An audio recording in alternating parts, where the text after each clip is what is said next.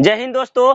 आज के वीडियो में हम लोग भूगोल चैप्टर से वीवीआई ऑब्जेक्टिव देखेंगे जो कि क्लास 10th का होगा। 2024 में आने वाला एग्जाम में आपको बहुत ज्यादा मुनाफा होने वाला है, तो इस वीडियो को पूरा देखिएगा ताकि आप लोग को अच्छे से याद, इसको लिख भी लीजिएगा और साथ ही साथ सुनते भी रहिएगा ताकि हमको अच्छे से याद हो जाए। तो कहता है सोपानी कृषि किस राज्य में प्रचलित है? तो उत्तराखंड में। दूसरा क्वेश्चन कह रहा है कि सीमेंट के उद्योग का सबसे प्रमुख कच्चा माल क्या है? तो चूना पत्थर। फिर अगला प्रश्न कहता है कि कौन भारत का सबसे बड़ा लौह उत्पादक है? तो कर्नाटक। किस खनिज को उद्योग की जननी मानी जाती है? तो लोहा को मानी जाती है। फिर अगला प्रश्न कहता है कि भारत में लगभग कितने प्रकार के खनिज पाए जाते हैं? तो 100 प्रकार खनिज पाए जाते हैं।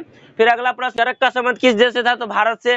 फिर अगला प्रश्न है कि भारत एक प्रमुख तेल शोधक कारखाना कहाँ है? तो कहाँ है भारत में? तो आप लोग को बोलना है डिगबोई।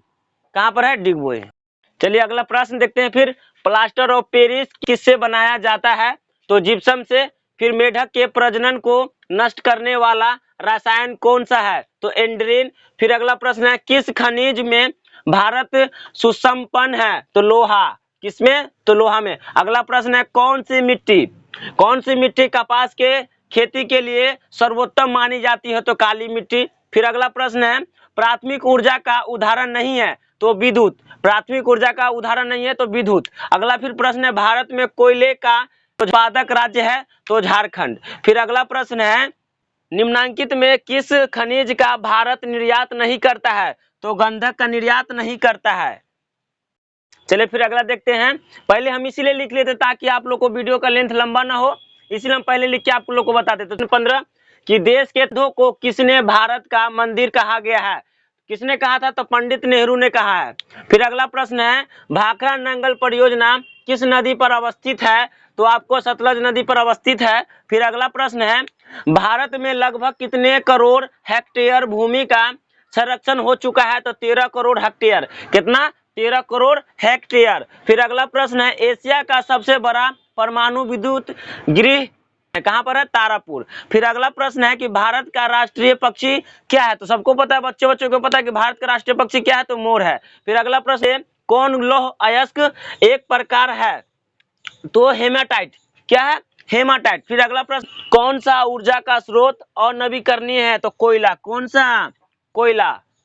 चलिए फिर देखते हैं अगला। गोंडवाना समूह के कोयले का निर्यात तो कितना में हुआ था? तो 20 करोड़ वर्ष पूर्व। फिर अगला प्रश्न है भारत में किस स्थान पर परमाणु ऊर्जा स्टेशन किया था? तो तारापुर में। कहाँ पर? फिर अगला प्रश्न है काली मृदा का दूसरा नाम क्या है? काली मृदा का दूसरा नाम क्या है? तो रेगुर है। फिर अगला प्रश्न मरुस्थलीय मृदा का विस्तार निम्न में से कहाँ पर? राजस्थान में देखिएगा रहता है। फिर अगला प्रश्न है इनमें से किस बंदरगाह से लोहे का निर्यात किया जाता है? तो विशाखापट्टनम से। कहाँ से? विशाखापट्टनम से। फिर अगला प्रश्न कहता है कि इनमें से कौन लौह युक्त खनिज का उदाहरण है? तो मैंगनीज है।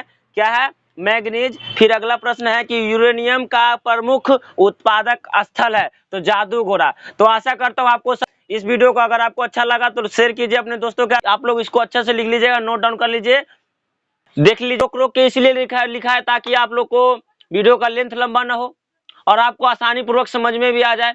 तो आशा करता हूँ आपको अच्छा भी लगा हो। तो अच्छा लगा हो तो एक लाइक और हमारे चैनल को सब्सक्राइब कर लीजिए ताकि नए नए नोटिफिकेशन आपको मिलता रहे।